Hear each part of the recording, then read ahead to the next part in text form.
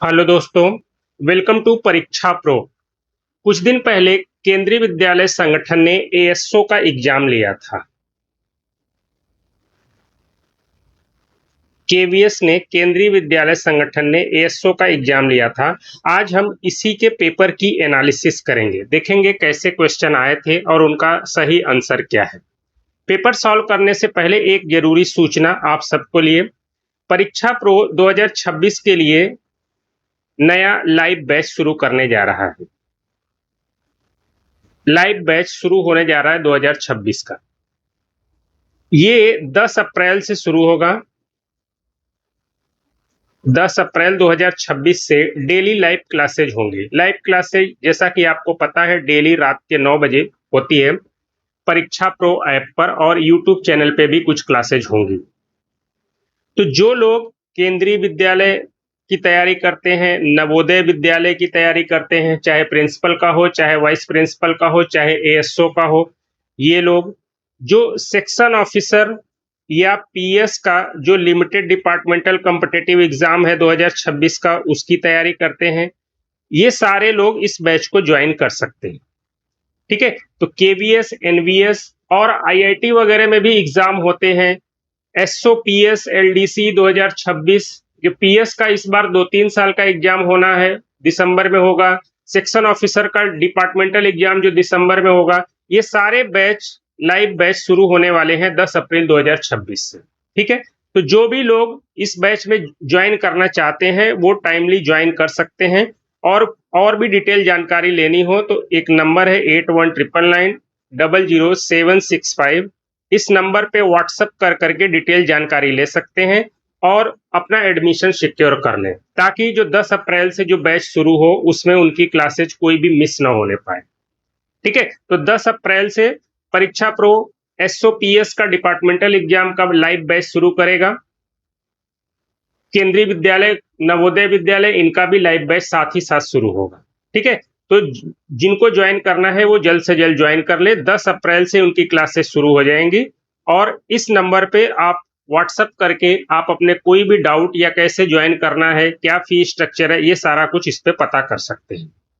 अब हम आते हैं कि जो केवीएस ने एएसओ का एग्जाम लिया उसमें जो पेपर थे उसको हम सॉल्व करने की कोशिश करते हैं। सबसे पहला क्वेश्चन है, what is the minimum year of service is mandatory to withdraw 90% of balance from GPF for purchase of consumable durables. ये आपको पता है कि 10 ईयर्स की मिनिमम सर्विस चाहिए होती है, तभी जीपीएफ से जो है कि विड्रॉल हो सकता है। अगला था, what do you mean by docketing in office procedure. MOP से सवाल था। तो डॉकेटिंग का मतलब होता है making entries in the note portion of file about the serial number assigned for its identification. 4 number इसका सही था। What is the quantum of dress allowance admissible to group C employee, इसका आंसर है 6250। अगला है, what is the entitlement of a government servant for local journey if he comes from back to headquarter within 10 hours. देखिए, local journey का TA rule में बताया गया कि विद इन 8 किलोमीटर की जर्नी में कोई डीए नहीं मिलता है, लेकिन बियॉन्ड 8 किलोमीटर और विद इन लोकल जर्नी होता है तो नॉर्मल डीए का 50% मिलता है। तो उस हिसाब से आप देखेंगे तो जो absence from headquarter less than 6 hour होता है तो 30% मिलता है। 6 hour to less than more than 6 hour to 12 hour होता है तो 70% मिलता है। तो ये उसी कैटेगरी में फॉल करेगा, तो ऑप्शन आपका ये वाला रहेगा। और दूसरा, टीए भी मिलेगा क्योंकि ये हेडक्वार्टर से कहीं ड्यूटी करने जा रहे हैं आ रहे हैं, तो इनका जो आंसर होगा ये फर्स्ट वाला होगा। What is the tax rebate allowed under new income tax regime to government servant with annual income ₹12? ये है 60,000 रुपए की टैक्स रिबेट है। 75,000 का स्टैंडर्ड डिडक्शन था, लेकिन यहाँ टैक्स रिबेट के बारे में पूछा गया है तो ये 60,000 दिया गया था। What is the standard time limit to provide information under RTI Act if the matter is related to life or liberty of a person within 48 hours? Which one of the following article of Constitution abolish untouchability? आपको पता है article 17। Under medical attendant rule which one of the following is an authorised medical attendant. पहला वाला इसका answer सही है। A government medical officer और a private practitioner duly appointed by competent authority. A government servant donated blood on working day. In the given scenario, which one of the following type of leave can be sanctioned? आपको पता है कि इसके लिए special casual leave मिलती है.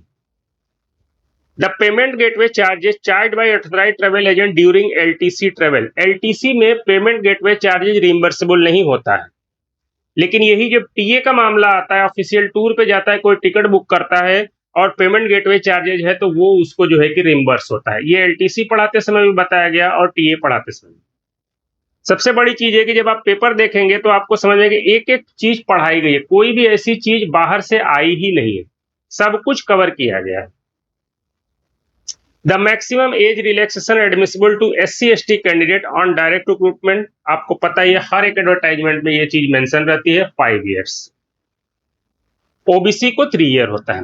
Under PW act what is the minimum percentage of disability required for classified disability, आपको पता है कि मिनिमम 40% की डिसेबिलिटी होता है, तभी वो डिसेबिलिटी के तहत जो है कि उनको रिजर्वेशन का प्रोविजन मिलता है. Under CHS rule what is criteria to decide ward entitlement, 7 pay commission के बाद ये बेसिक पे से लिंक हो गया.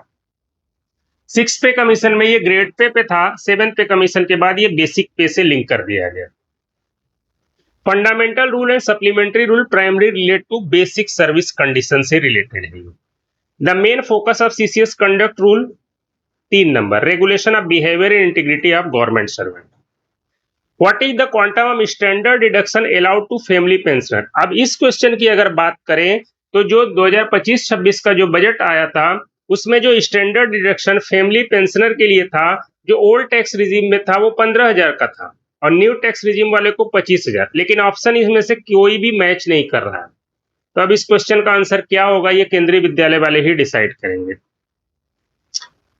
The principal rejected the claim of a teacher who availed All India LTC in lieu of hometown LTC. कभी भी hometown LTC को कन्वर्ट करके All India LTC नहीं ली जा सकती है. hometown LTC को कन्वर्ट करके नॉर्थ ईस्ट रीजन इन सब जगहों जाया जा सकता है, ऑल इंडिया नहीं.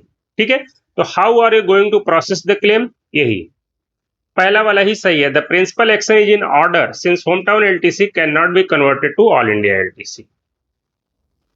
Who is competent to deduct income tax at source? DDO का काम है ये, जो पे बनाता है वही इनकम टैक्स डिडक्ट करता है. A government servant can not avail LTC facility for sale during, पता ही है आपको, जब गवर्नमेंट एम्प्लॉय सस्पेंशन में होता है तो वो LTC नहीं ले सकता, क्योंकि सस्पेंशन में लीव नहीं मिलता है और बिना लीव लिए गवर्नमेंट एम्प्लॉय LTC नहीं ले सकता. What do you mean by foreign service as per FRSR, ये थोड़ा वेग आंसर इसका दिया हुआ है. इसमें 1 भी सही हो सकता है और 3 भी सही हो सकता है. 1 तो सही होगा ही होगा, 3 का जो है कि कंप्लीट स्टेटमेंट नहीं दिया हुआ है, तो अगर नियरेस्ट देखा जाए तो 1 को ही सही माना जाएगा इसमें. The children education allowance is not admissible in case of, तीसरा बच्चा हो गया तो उसको नहीं मिलता है, 2 बच्चों तक ही मिलता है. तीसरा बच्चे को कब मिलता है, अगर सेकेंड चाइल्ड ट्विंस पैदा होता है तब मिलता है, या 2 बच्चे होने के बाद उन्होंने अपनी नसबंदी वगैरह करा ली थी, फैमिली प्लानिंग करा लिया था और वो फेल हो जाता है तब मिलता है. ये चिल्ड्रन एजुकेशन अलाउंस के चैप्टर में एक्सेप्शन बताए गए हैं कि तीसरे बच्चे को कब मिलता है. तो ये नॉर्मल क्वेश्चन है, तो नॉर्मल कोर्स में थर्ड चाइल्ड को नहीं मिलता है. What is the maximum age limit for unmarried daughter to declare as wholly dependent government, daughter के लिए कोई एज लिमिट नहीं होता है. Under CHS rule the following type of treatment is not admissible, hair transplant नहीं जो है allowed है. Which one of the following pay level in matrix entitle air travel, अब ये भी सवाल थोड़ा अधूरा था. LTC में जो एयर ट्रेवल होता है वो लेवल 9 से शुरू होता है और जो TA में एयर ट्रेवल होता है वो लेवल 6 से शुरू होता है. तो यहाँ पे लेवल 9 ऑप्शन में नहीं था, इसीलिए लेवल 6 को ही सही आंसर TA का क्वेश्चन मानते हुए इसको लेवल 6 मान लिया जाएगा. Under service rule leave rule can joining time B combined with casual leave, ये साफ साफ बताया गया है कि ज्वाइनिंग टाइम और कैजुअल लीव को कंबाइन नहीं किया जा सकता है. हाउ डू यू एब्रिविएट प्रान, NPS में प्रान का फुल फॉर्म बताया गया, permanent retirement account number. What is the quantum of family pension under FRSR, देखिए मैंने फैमिली पेंशन पढ़ाते समय भी पेंशन रूल में बताया है कि जो बेसिक फैमिली पेंशन जिसको फैमिली पेंशन बोला जाता है वो 30% ऑफ बेसिक पे होता है और जो इनहांस्ड फैमिली पेंशन होता है वो होता है 50% ऑफ बेसिक पे। तो कहीं पे भी मैंने वहां पढ़ाते समय बताया भी था कि कभी भी पूछे कि फैमिली पेंशन का रेट क्या होता है, तो वो 30% ऑफ बेसिक पे होता है, 50% नहीं, क्योंकि 50% जो है वो एक रिलैक्सेशन है, सर्टेन कंडीशन में इनहांस रेट पे फैमिली पेंशन मिलता है, हर एक कंडीशन में नहीं मिलता है। What is the quantum of death gratuity admissible in the event of death of a government servant with only 3 month service completed? 2 times of monthly emoluments. B इसका सही आंसर है। How many times can a government servant avail computer advance in entire service? 5 बार, पूरे service career में government employ 5 बार computer advance ले सकता है, ठीक है। और 2 एडवांस के बीच 3 साल का गैप होना चाहिए, ये भी कंप्यूटर एडवांस के टॉपिक में पढ़ाया गया है। What is the maximum advance can be drawn to avail LTC? आपको पता ही है कि टू एंड फ्रो फेयर का 90% तक एडवांस लिया जा सकता है। Which one of the following category of government servant is eligible for out of turn ad hoc allotment of staff quarter? इसका A ही सही है। A government servant refused to took promotion is not eligible for. आपको DPC में पढ़ाते समय मैंने बताया कि कोई अगर प्रमोशन रिफ्यूज करता है तो वो 1 साल के लिए डिबार हो जाता है। इसका 3 सही आंसर है। What is the quantum of commuted leave admissible to female government servant who wishes to take with maternity leave? 60 दिन का मैक्सिमम कम्यूटेड लीव उसको मैटरनिटी लीव के कंटिन्यूएशन में मिल सकता है, ये भी लीव रूल के टॉपिक में पढ़ाया गया है। CCL may not be granted to a government servant if period is less than 5. ये भी लीव रूल में पढ़ाया गया है कि 5 दिन से कम का CCL नहीं मिलता है। What is the quantum of special casual leave admissible to male government servant who undergoes vasectomy family planning? इनको मैक्सिमम 5 दिन का जो है कि स्पेशल CL मिल सकता है। What is the minimum amount of invalid pension? कोई भी पेंशन उसका मिनिमम अमाउंट 9,000 रुपए पर मंथ है। What is the minimum age prescribed to avail additional pension by retired pensioner? आपको पढ़ाया गया है पेंशन रूल में कि 80 साल का जैसे ही पेंशनर हो जाता है वो एडिशनल पेंशन के लिए एलिजिबल हो जाता है, ठीक है। तो यही 80 इयर्स इसका right answer. What is service gratuity as per FRSR? Pension rule पढ़ाते समय आपको बताया गया है कि 10 साल या उससे ज्यादा की क्वालिफाइंग सर्विस होने पे पेंशन मिलता है, और 10 साल से कम की अगर क्वालिफाइंग सर्विस है तो पेंशन के बदले में एक ग्रेचुटी मिलती है जिसको सर्विस ग्रेचुटी बोलते हैं। तो इसका इसीलिए इसका पहला वाला ऑप्शन सही। What is the upper limit for partial withdrawal allowed under NPS? आपको पता ही है कि अपने खुद के कंट्रीब्यूशन का मैक्सिमम 25% विड्रॉ किया जा सकता है। Is it mandatory to life certificate by pensioner in case of first credit of pension? एकदम नहीं। जब गवर्नमेंट एम्प्लॉय रिटायर होता है तो अगले महीने जो पहली बार उसको पेंशन मिलता है उसको लाइफ सर्टिफिकेट देने की कोई जरूरत नहीं, उसके बाद उसको देना पड़ता है yearly. The term file in office refer to a compilation of paper, इसका पहला वाला सही। CCS CCA rule are applicable to central government civil servant. Which one of the following is minor penalty under से? ये भी question बड़ा अजीब दिया है, ये मेजर पेनाल्टी है, ये कोई पेनाल्टी नहीं है। With holding of increment with cumulative ये भी माइनर पेनाल्टी है, और सेंस्योर भी माइनर पेनाल्टी। 2 आंसर इसके सही होंगे, लेकिन जो क्लोजेस्ट होगा, जो एग्जामिनर ने सोच के बनाया है, वो 4 को ही सही मानेगा। क्योंकि अगर आपको याद हो CCS CCA रूल पढ़ाते समय मैंने बताया था कि with holding of increment with cumulative effect में इंक्वायरी करना मैंडेटरी बोला गया है, और किसी केस में इंक्वायरी कर देने से वो मेजर पेनल्टी नहीं हो जाती है। अगर आपको याद होगा मैंने पढ़ाते समय पढ़ा था कि 3 ऐसी माइनर पेनल्टीज है जिसके लिए इंक्वायरी करना मैंडेटरी है, और उन्हीं तीनों में से ये था कि अगर किसी के ऊपर with holding of increment with cumulative effect की पेनल्टी लगाई जा रही है तो इंक्वायरी करना जरूरी है, लेकिन वो पेनल्टी माइनर पेनल्टी ही कहलाती है। तो इसके 2 आंसर होंगे, 3 और 4, लेकिन जो सोच करके पेपर बनाने वाले ने या आसान तरीके से सोचे तो सेंस्योर ही इसका सही आंसर होगा। The role of presenting officer in departmental inquiry under CCS CCA rule, यही 20 का आंसर। ये डिसिप्लिनरी अथॉरिटी के बिहाफ पे केस को प्रेजेंट करता है। An increment in pay matrix under FRSR normally admissible, आपको पता ही है साल में 1 बार लगता है। What is the entitlement of HRA of a government servant who share accommodation allotted to spouse? अगर कोई अपने स्पाउस के गवर्नमेंट एकोमोडेशन में सरकारी क्वार्टर में रहता है तो उसको कोई भी HRA नहीं मिलता है, दोनों को HRA नहीं मिलेगा। Which one of the following components should not be deducted from subsistence allowance? देखिए ये वाला जो amount due to court attachment ये डिडक्ट नहीं होता है, ये मैंडेटरीली डिडक्ट होता है ये भी, और ये ऑप्शनल होता है। गवर्नमेंट एम्प्लॉय लिख करके देगा तो डिडक्ट होगा, नहीं तो नहीं, लेकिन ये एकदम डिडक्ट नहीं हो सकता। आपको याद होगा सीसीएस सीसीए रूल में पढ़ाते समय मैंने 3 तरह की चीजें पढ़ाई थी कि सब्सिस्टेंस अलाउंस से मैंडेटरी डिडक्शन किसका किसका है, ऑप्शनल किसका किसका है, और कौन सी चीजें डिडक्ट नहीं हो सकती। ठीक है, तो वही पूछा कि कौन सी डिडक्ट नहीं हो सकती, तो ये 2 नंबर डिडक्ट नहीं हो सकता। यहां पूछा है कि कौन क्वालिफाइंग सर्विस में काउंट नहीं होता, आपको पता ही है, ये काउंट होता है, ये काउंट होता है, ये काउंट होता है, यही डाइजनान जो है वो काउंट नहीं होता है। Vertical reservation method is applicable to, देखिए रिजर्वेशन मेथड 2 होते हैं, एक होता है वर्टिकल और एक होता है हॉरिजेंटल। वर्टिकल जो होता है वो जो एससी एसटी ओबीसी को जो रिजर्वेशन मिलता है इसको वर्टिकल रिजर्वेशन बोला जाता है। हॉरिजेंटल क्या होता है, एससी एसटी ओबीसी के अंदर ही अगर किसी वुमेन को रिजर्वेशन दे दिया गया, डिसेबल्ड को रिजर्वेशन दे दिया जाता है, या एक्स सर्विसमैन को रिजर्वेशन दे दिया जाता है, ठीक है, तो ये सब के सब हॉरिजेंटल रिजर्वेशन कहलाते हैं। ठीक है, तो यहां वर्टिकल रिजर्वेशन के बारे में पूछा है तो यही इसका 3 नंबर सही हो, क्योंकि बाकी सब के सब जो है वो हॉरिजेंटल रिजर्वेशन है। ये डिसेबिलिटी की वजह से है, ये भी डिसेबिलिटी, ये एक्स सर्विसमैन है।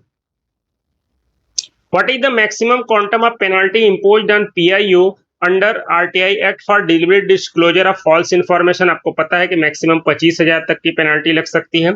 The principal of school rejected a claim of maternity leave submitted by female employee on the ground of non-submission of medical certificate. How are you going to process her claim? आपको पता है maternity leave के लिए medical certificate की जरूरत नहीं होती है, ठीक है, इसीलिए इसका ए सही है।